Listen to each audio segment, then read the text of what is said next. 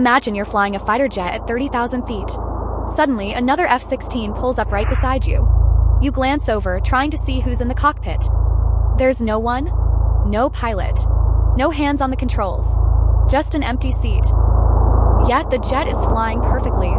That isn't science fiction anymore. It happened this week. For the first time ever, a real F-16 took off and flew under full AI control with a human on board only to watch. And that wasn't the only line AI crossed this week. A trillion-dollar company had to pull one of its own AI products in less than 24 hours after people used it to fake bombings in real cities.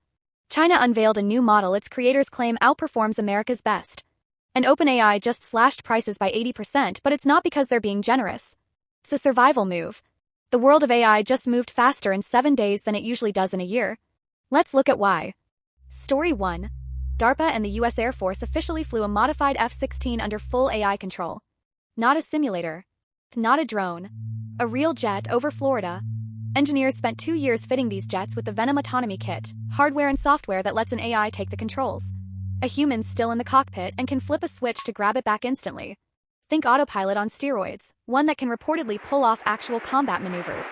This builds on an earlier test where an AI agent dogfight a human pilot back in 2024.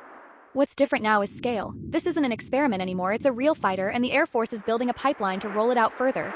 And it's getting cheaper to build this stuff too. Later on, I'll show you why OpenAI's massive price cut might actually be a warning sign. But while the military's teaching AI to master the physical world, Google just learned how dangerous it is when AI messes with our digital one. Story 2. Google had to kill a brand new AI feature in Google Earth less than 24 hours after launch. Pitch sounded harmless. Type a prompt, get a realistic image layered onto real satellite maps. Great for students picturing history or realtors mocking up a lot. Instead, people started faking disasters with it.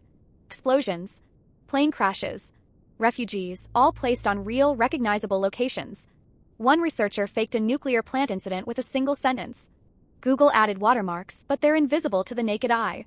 So anyone could screenshot a fake and post it anywhere, no warning attached. Even Google's own AI reportedly struggled to spot its own watermark. The feature was gone the next day. Here's why it matters. We've always trusted satellite photos to show us the truth. If we can't trust what we see from space, we can't trust much of anything. Story 3. Alibaba dropped a new model called QuanMax, its biggest yet, and claims it performs on par with, sometimes better than, the leading US models. It reportedly runs on 2.4 trillion parameters. In plain English, a brain that never sleeps. Alibaba says it worked unsupervised for 5 days straight, rebuilding and improving a math experiment entirely on its own. Let that sink in for a second. 5 days, zero human input. It also reportedly entered a live coding contest against hundreds of human teams and beat almost all of them. And here's the twist. Alibaba's giving the model away for free so anyone can check these claims themselves. Very different from how most top US labs operate. Analysts now say the gap between Chinese and American AI has shrunk to 3 to 6 months. That's basically breathing down each other's necks. Story 4. Which brings us to our last story because it might explain something OpenAI just did. Companies slashed prices on 2 models, one of them by a massive 80%. Picture $5 signs, now watch 4 of them get sliced away. That's what an 80% cut looks like. Their flagship model didn't get cheaper at all, it just got faster. Cheaper AI sounds great.